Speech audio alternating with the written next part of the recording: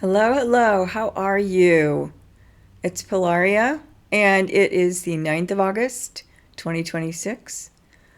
And as usual, it's really hard to come on a podcast and talk to people. I don't know about you guys. Maybe it's easy for some people.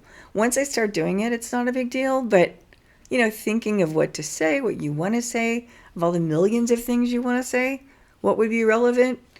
At any rate, my guides said do one today. And what I need to talk about today is 2008. So, and it comes clearly back to me because I've written about what happened in 2008 when I did a session, or what I call a keeling, August 28th, right as the Democratic convention started. And I believe in that principle where two or more are gathered. I think that it's very powerful for each of us individually to do prayer work or spirit or meditate or whatever it is that we do for our practice, no matter what religion we are, which, by the way, I don't like really any religion. I talk a lot about Christianity because I like to point out the hypocrisy of the Rape Bible Gun Party. And that's why I talk a lot about it, because they pretend to be Christian and they're not. And you can really see that with your attacks on Muslim. Anyway, and they attacked Obama for being a Muslim, even though he didn't choose to be a Muslim, and he wasn't. His father was. Anyway, back to the story. At the time, we were suffering under 8 years of George W. Bush, who led us into a global recession, which was the worst we'd ever seen since the Great Depression in the 1930s. And that's what Republicans did. They've really tanked our economy every single presidency since Eisenhower. I forget who was after Eisenhower, but I just looked this up. Since Nixon especially, but they're just terrible with the economy, but they lie and say the opposite. Our economy was tanked. We'd had 8 years of this crap. We were torturing people, making torture legal? No. I wrote to my senator, Senator John McCain, every single day about torture because he had been tortured in Vietnam. He served in Vietnam, unlike Bone Spurs, who, liar in chief right now, who never served, but certainly is willing to call our Department of Defense Department of War, and went to war against Iran, which we will never win, by the way. Very stupid. Had to fire everyone to even do it because everyone said don't do it. Bad idea. He did it anyway. Similarly, George W. Bush started a war in Iraq, and there were no weapons of mass destruction. So I guess the reason the guides had me talk about this situation is there's that same feeling of we're never going to get past these people. We are never going to win. What's going to happen? They're just going to continue this fascist lying rhetoric and destroy our planet. And really, it is worse than ever. Under this second regime of Trump, because the Heritage Foundation is behind it and their Project 2025, and Russell Vogt, however you say his name, I don't know, I hate his guts. He is in there in the office of the budget, OMB, whatever you call it. He is doing every single thing he can from behind the scenes, like a poisonous spider, to ruin the United States. And Trump just rubber stamps everything. Here's an executive order, sir. Thank you. Yeah, look, I'm on the camera again. Anyway, it was a very desperate situation we felt in 2008 when Bush had done this to our country and to the world, this global recession.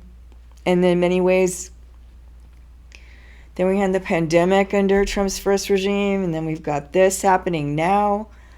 It just feels desperate and tiring, and we're all tired. And spiritual people in general, like I listen to a lot of podcasters that are in the spiritual world, and they're very tired. We're all tired. It's a battle. We all are. I mean, I know I speak against rape Bible guns, and I really do despise their choices. But at the end of the day, they are people who could change their mind. I really hope they do. I really do. Sometimes I just get into this hateful place, and I apologize. I do that. I see them spewing this hate, and I spew it back.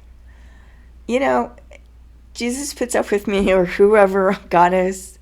They know me. They know that my heart is full of love in reality. But I cannot stand these choices they're making. Anyway, I'm just going all over the place. I didn't even want to do this, but I'm here, okay? So in 2008, I did this healing, this session with my friend, who was actually, he wasn't really my friend. So he was my ex, but I thought he was my friend. My second ex, the father of my son. Anyway, we gathered, and we were very, very, very concerned about our world and about our country.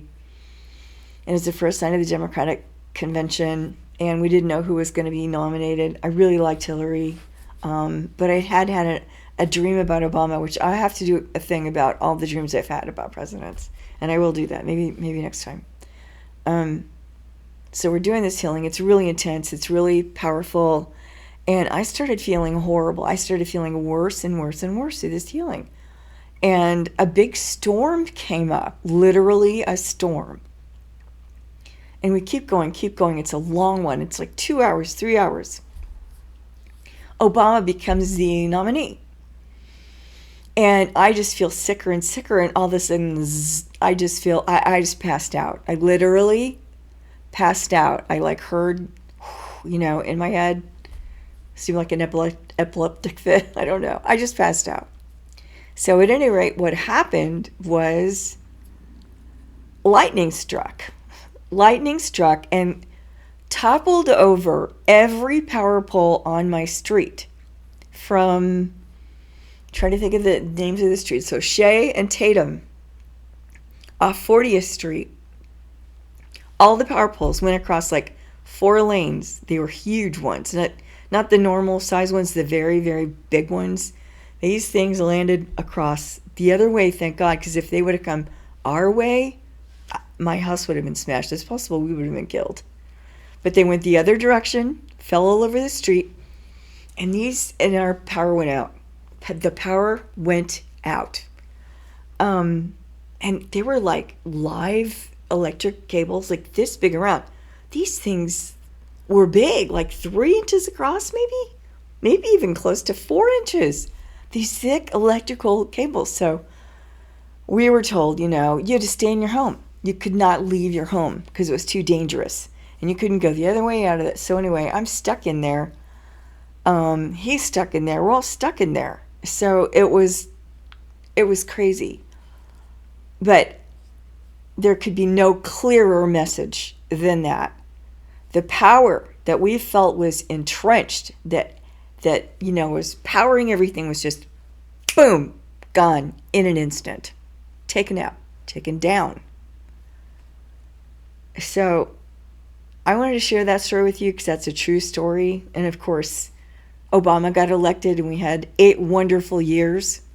I don't care what any lying rape Bible gun wants to say about Obama or Biden. They were 2 great presidents.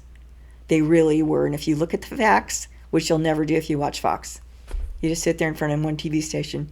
I only need one TV station for all my information. I don't need to learn nothing. I don't need to read nothing. I don't believe you because I never heard that before. Well, guess what? You're never going to hear it if you never read or watch anything besides Fox. You will never hear the truth. You will never learn the facts. Anyway, here we are.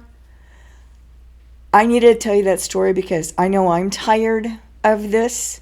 I am tired of stupid people. And I know God loves you and Goddess loves you. I got to remember that. I will remember that. Okay. I really don't have anything else to say other than the powerful that seem so powerful right now are not really so powerful. And it's not really so hard to take them out and down. And that is what God and Spirit can do.